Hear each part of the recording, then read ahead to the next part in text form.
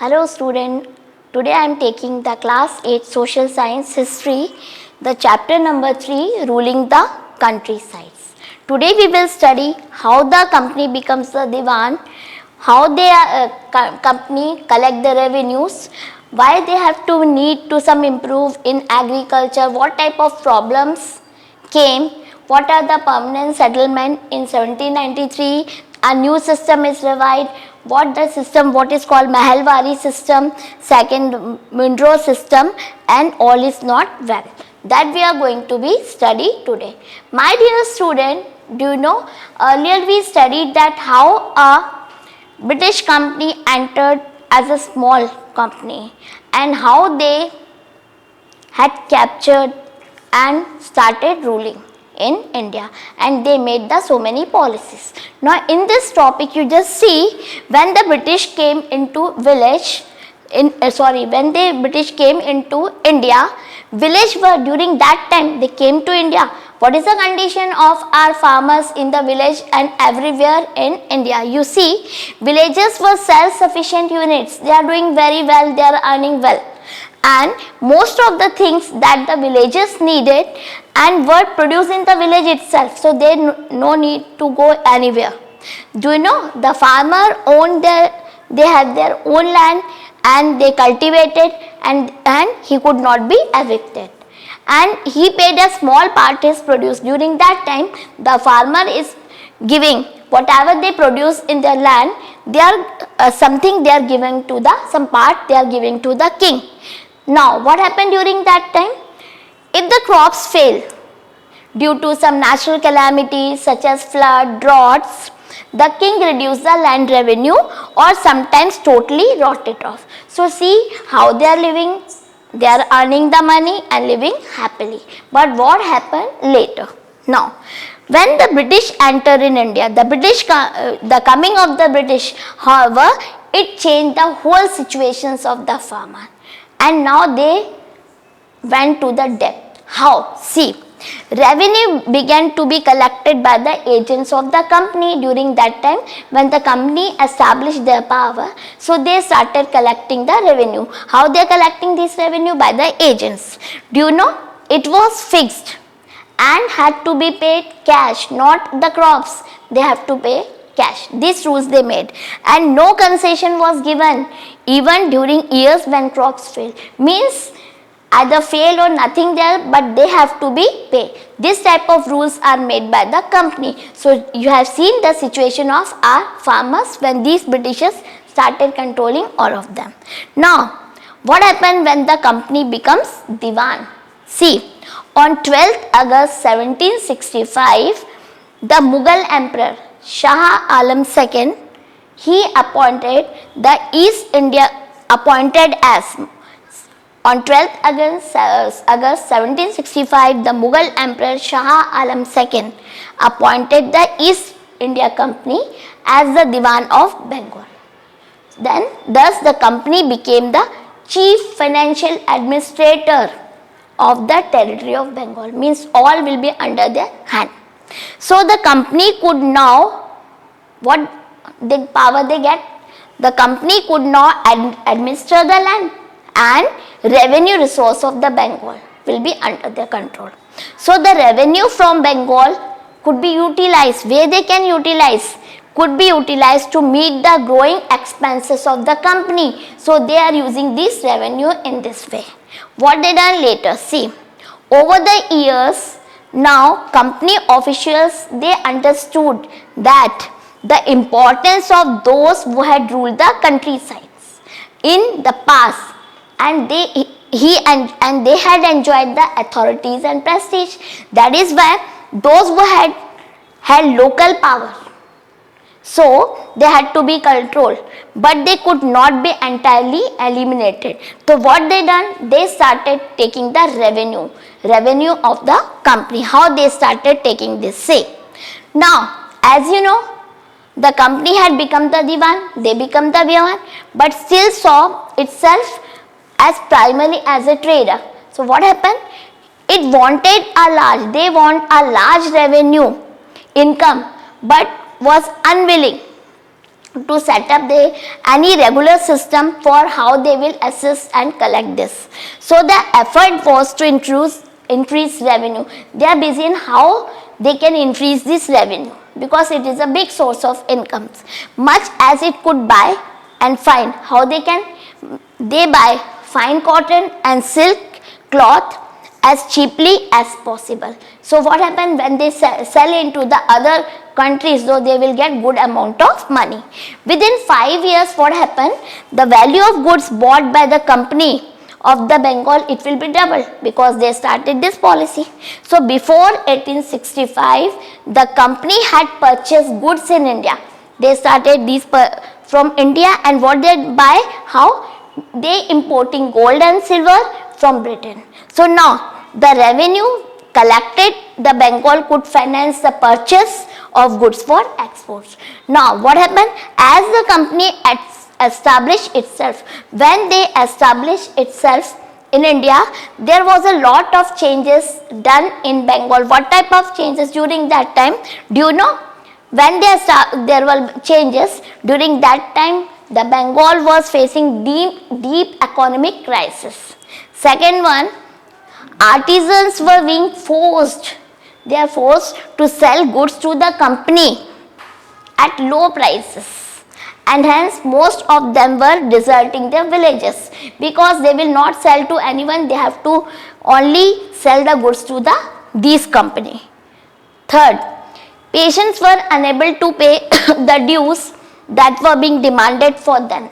Next, artisans' production is declined, and agriculture cultivation also show some signs of collapse. In 1770, a terrible famine killed millions of the people in Bengal, and about 1/3 of the population was wiped out. These happened during that time.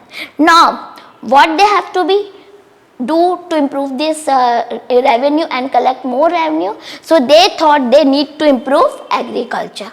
If the economy was in ruin, so what happened? Could the company get this revenue income? So what happened? The most of the company officials began to feel that they started how they done the investment in land and had to be encouraged. They will encourage, and agriculture had to be improved. So what happened? If they encourage these farmers, so what happened? Definitely the agriculture will be improved, so they will collect more revenue. How it was done? What they done? How it was done by them? So it will be improved. See, the company finally introduced the new settlement, that is called permanent settlement, in 1793. What is a permanent settlement? See, by the terms of this settlement, the Rajas and Talukdar, they were recognized as Zamindars. Did you understand? Who will recognize as Zamindar? Rajas and Talukdar. And they were asked, and these Zamindars, they were asked to collect rent from patients and pay revenue to the company. Means these Zamindars, what they do? They collect all this revenue from the patients and then they give to the company. This type of new rules they made, and the amount to be paid was fixed, and the amount is fixed and permanently these Zamindars have to pay to them. So what happened? Then that is, it was not to be increased, and they told it will be not increased in the future. It was felt that this would be ensured, but they thought that it will be regular flow of revenue into the company, and same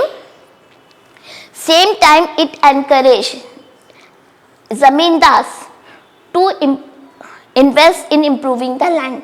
So since the revenue demand of the state would not be increased too much, but the Zamindars would benefit from increased production from the land, so they started this. What happened later? Permanent settlement 1793.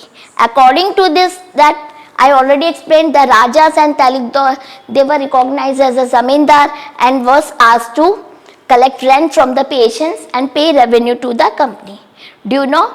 The amount was fixed permanently and was not increased in the future. It is written, company officials felt that if they want to increase some regular flow of the revenue into the company treasury, so they encourage the zamindar. They can invest more in the land. Since the revenue demand, the state would not be increased. And now, do you know what type of problems emerged during permanent settlement area? First one, the zamindars was not investing in improvement of the land. They had not taken interest. Second one, the revenue that had been fixed was so high that the zamindars found it difficult to pay. So it was very big problem. And do you know the zamindars who had failed to pay the revenue, they lost their zamindari. And hence zamindars were not investing in improvement of the land. Next, by the first decade of the 19th century, the situations changed. What happened? There was a price rise and expansion in cultivation. Next, the prices in the market that rose, cultivation slowly expanded. This means an increase in the income of the zamindars, but no gain for the company, since it could not be increased and a revenue demand that had been fixed permanently. Now, do you know? So what happened? The permanent settlement was extremely oppressive for the cultivators. Why? Because the rent they had to pay to the zamindars was high and their right on land was insecure. That is the biggest problem. The cultivators often had to take loan. From where they can take the loan from the money lenders, and if there is a failure of the payment of the rental and eviction, like legally forced, so what they are doing? They are legally forced to leave the land or the house. So for the cultivators from the land. Now after that, this permanent settlement, a new system is devised by the company. What type of new system? Do you know, by the early 19th century, many of the company officials were convinced that the system of revenue had to be changed again. It should be changed. How revenue could be fixed permanently at a time? So when the company needed more money, question comes how they will do this. They need more money to meet its expenses and administration of state. So they had introduced the new systems. One is called Mahalwari system. Mahalwari system, do you know, is introduced in present day now Western Uttar Pradesh, some parts of Madhya Pradesh and Punjab. See, when the permanent settlement was failure, so the whole Mackenzie, an Englishman, he devised a new system and given the name that is called Mahalwari settlement. Do you know, which came into the effect in 1822. He felt that the village was an important and social institution in North India, so a North Indian society, and that should be preserved, that needed to be preserved. So what they do? So the collectors were asked, they asked to visit villages, they visit the villages, they inspect the lands, they measuring the fields, and they record the customs and rights of different groups. So in this way, all the information they will get easily. And then they estimated revenue of each plot within a village, because they had measured all the things, and they added and calculated how much revenue they will collect from each village. That is called Mahal. They had to pay. So this rate revenue was to be revised periodically. Every some period of time they revised it. The charge of collecting revenue was given to village headmen and rather than zamindar. So where they have to give? To the headman. Now the next one is called Monroe system. Do you know, this is another system they started in the British territories in the south. What they done? See, there was a similar move away from the idea of the permanent settlement, but the new system that was devised, that we know as Royatwari. This new system revenue collection, this was introduced by Captain Alexander Reed. Do you know? in some areas that were taken over by the company after the wars with Tipu Sultan. So in these areas they introduced this new system. Do you know? This system was further developed by Thomas Munro. This system was gradually extended all over south of India. What they done? See, this settlement had to made directly with the cultivators. Those who are cultivators, they are called rights during that time.